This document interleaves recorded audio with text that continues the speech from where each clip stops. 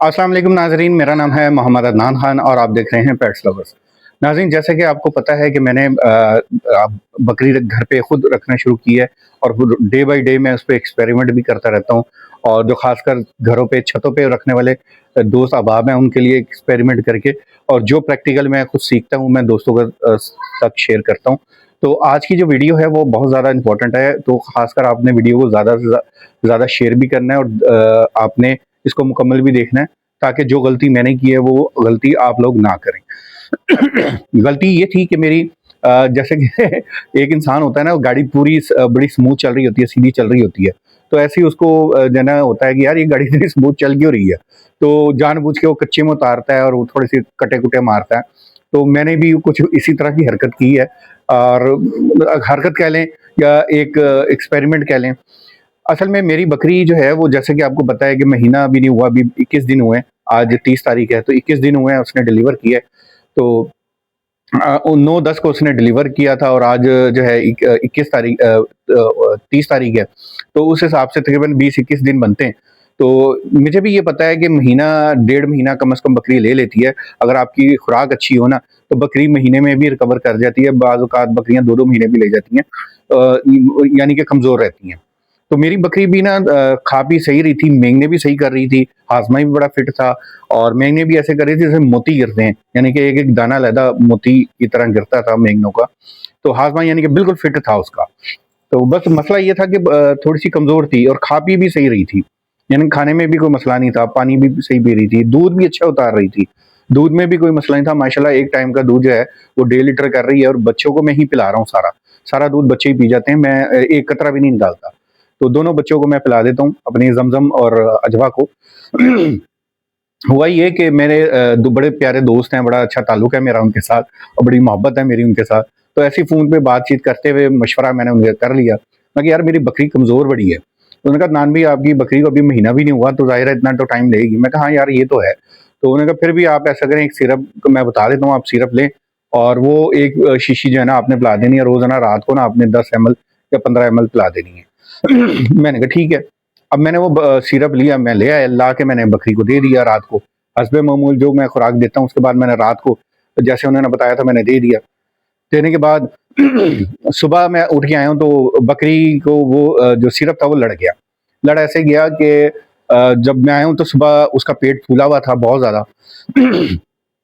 और दूसरा ये कि उसके जो है ना मेंगने की जगह वो गोबर कर रही थी, फौस कर रही थी और उसमें साबुत जो गंदम के दाने हैं वो नज़र आ रहे थे।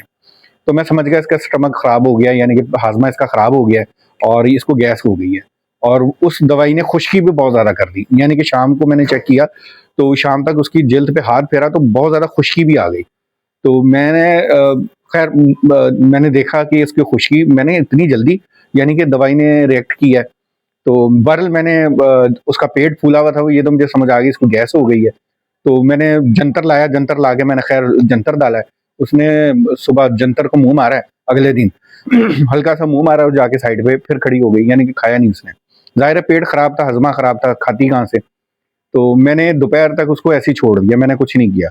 दोपहर को जब आया हूँ तो पेट और ज़्यादा फूला हुआ उसका। तो ये बात जो है ना मुझे फ़िक्रमंद हो गई, मैंने कहा यार अब काम खराब हो रहा है।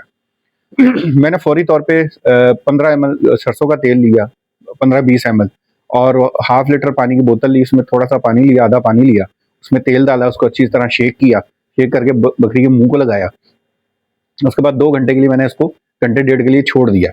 यानी कि घंटे के लिए ये कह लें कि 1 घंटे बाद, डेढ़ घंटे बाद मैं आया हूँ, तो उसका पेट वापस अंदर आ गया, यानी कि गैस जो थी वो हो गई।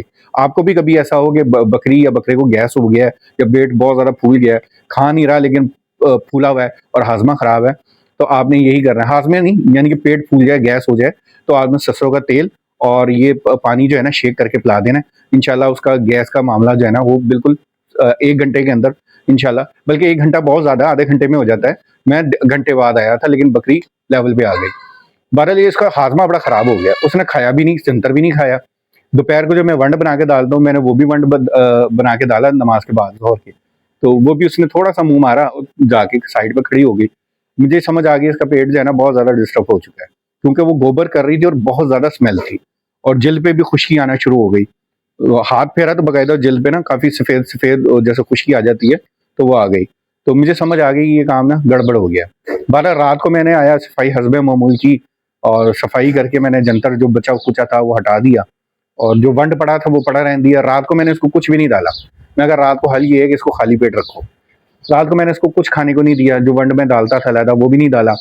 मैं अगले दिन सुबह आया। अगले दिन सुबह आया तो ठोस अभी भी कर रही थी, लेकिन वंड थोड़ा-सा उसने खाया हुआ था। अगले दिन मैंने सुबह फिर जंतर लाके डाला। जंतर इसने खाया थोड़ा, यानी कि उस तरह खा लिया जिस तरह खाती है, लेकिन ज़्यादा नहीं खाया। यानी कि उसमें भी थोड़ा-सा छोड़ दिया और मेंगने नहीं कर रही थी अभी। तो मुझे समझ आ गई, मैंने कहा ये हो सकता है कि दवाई और जो मैं वंड डाल रहा हूँ, कोई इसका जो है ना आपस में वो हो गया हो। अच्छा ये चीज़ मैं आपको बता दूँ, जिस बंदे ने मुझे ये बताया ना सिरप वगैरह या जो भी बताया, ऐसा नहीं है कि वो ना तजर्बेकार आदमी है या उसने फ़ज़ूल में ऐसे मुझे बता दिया। बड़ा तजर्बेकार आदमी है और बड़ा काबिल आदमी है। लेकिन और ये भी नहीं कि उसने जानबूझ के मुझे कुछ बताया, गलत बताया हो, ऐसा भी नहीं है। होता ये है कि बाज़ औक़ात कुछ दवाइयाँ होती हैं, जो कुछ नस्लों पे या कुछ जानवरों पे इफ़ेक्ट नहीं करती, रिएक्ट कर जाती हैं और कुछ माहौल का असर होता है, कुछ आबो-हवा का, पानी का असर होता है। जैसे कि कुछ गाँव देहात में है, मिट्टी पे रहने वाले जानवर हैं, तो उस पे दवाई किसी और तरह असर करेगी और जो छतों पे रखने वाले हैं, क्योंकि उनमें बहुत ज़्यादा फ़र्क होता है। ज़मीन पे रहने वाला जानवर और छतों पे रहने वाले जानवर में ज़मीन आसमान का फ़र्क होता है, ये बात मेरी याद रखिएगा। तो उसमें हो सकता है दवाई उस तरह उसको असर ना की हो। तो ये नहीं कि उसने मुझे गलत मशवरा दिया या गलत चीज़ दी थी। बाज़ औक़ात जो है ना दवाई असर नहीं करती किसी जानवर को। तो बहरहाल मैंने ये सारा कुछ किया, करने के बाद मैंने रात को जो है अगले दिन सुबह फिर ऐसे ही सफाई की और जानवर को जंतर डाला, तो वो कुछ बेहतर सी होने लगी। यानी कि अभी फौसी कर रही थी, मेंगने नहीं आए। तीसरे दिन जाके वो रूटीन में आई। रूटीन में ऐसे आई कि अगले दिन रात को मैंने जब देखा खुश्की बहुत ज़्यादा हो रही है, तो अगले दिन रात को मैंने उसको तेल दिया। जो मैंने तेल बनाया था, तेल बनाने की वीडियो मैंने दिखाई थी, वो तेल पड़ा हुआ था। मैंने तेल लिया तकरीबन 15-20 एमएल, ठीक है? और 10 सीसी 10 सीसी तेल लिया, 10 सीसी तेल लेके मैंने उसको सिरिंज के साथ पिला दिया और ये 2-3 दिन फिर मैंने लगातार किया। और यही वजह है कि मैं तो 2-4 दिनों से वीडियो नहीं बना रहा था, क्योंकि मैं पूरा उसको ऑब्ज़र्व कर रहा था ये करती क्या है। तो ये सारी चीज़ें करने के बाद आज अल्हम्दुलिल्लाह बकरी ने उसका हाज़मा भी सेट हो गया है, खा भी सही रही है, जंतर भी सही खा रही है और वंड भी पूरा अच्छी तरह साफ़ कर रही है। मेंगने भी दोबारा अपनी रूटीन में आ गई है। हालाँकि वो ओज़ कर रही थी और साबुत जो है गंदम निकाल रही थी, अब वो मेंगने भी रूटीन में आ गई हैं। यानी कि उस तरीके से मामला नहीं है जिस तरीके से होता था। बच्चे भी फिट हैं और बकरी की जो खुश्की है वो भी ख़त्म हो गई है। मकसद सारी वीडियो बनाने का ये है कि बाज़ औक़ात कुछ बंदे या कोई आपको मशवरा देता है ना, तो ज़रूरी नहीं है कि वो आपकी बकरी के लिए इफ़ेक्ट हो। यानी कि वो आपकी बकरी के लिए करामत हो। छतों पे रखने वाले ख़ासकर जो जानवर होते हैं ना, उनमें और ज़मीन में रहने जो खेत खलिहान में या चराई पे जानवर होते हैं, उनमें थोड़ा-सा फ़र्क होता है। खुराक के हवाले से इधर हम अपनी मर्ज़ी से जानवर को डालते हैं, मिक्सचर वगैरह, मिरलर और दीगर चीज़ें, और जो चराई के जानवर होते हैं, उनका कुछ और हिसाब-किताब होता है। तो ये थोड़ी से फ़र्क होता है। बाज़ औक़ात कुछ दवाइयाँ होती हैं, हर चीज़ के लिए असर नहीं होती। तो आपने जो मैंने गलती की है, वो आपने नहीं करनी। यानी कि वो जानवर हालाँकि मेरा बिल्कुल फिट था, लेकिन ऐसे ही मैंने मशवरा किया और वो दवाई दे दी। तो ज़रूरी नहीं है कि वो अगर मैं थोड़ा-सा सब्र कर लेता, तो मेरी बकरी को इतना मसला ना होता। तो आप भी, अगर आपकी बकरी को भी कोई मसला नहीं है, कोई बीमारी नहीं है, तो ऐसे ही कोई भी दवाई उठा के नहीं देनी आपने। आप अगर वो कमज़ोर है तो कोई बात नहीं, खुराक अपनी लेगी और ख़ासकर जो डिलीवर करने वाली बकरियाँ हैं, वो कम से कम 2 महीने आप उनको देखा करें। 2 महीने वो अपने आप को रिकवर कर लेती हैं। वैसे तो अच्छी खुराक तो महीने में भी हो जाती है, लेकिन 2 महीने कम से कम ले जाती है। तो इस चीज़ से आपने परेशान नहीं होना। तो ये वीडियो बनाने का मकसद ये था कि जो मैंने गलती की है वो आपने नहीं करनी। और ये भी मैं बता दूँ, वो बंदे ने कोई गलत मशवरा नहीं दिया था मुझे, उसने अपनी तरफ से सही दिया था, लेकिन वो मेरी बकरी को सूट नहीं किया। क्योंकि हो सकता है उसकी बकरी को सूट करता हो, लेकिन वो मेरी बकरी को सूट नहीं किया।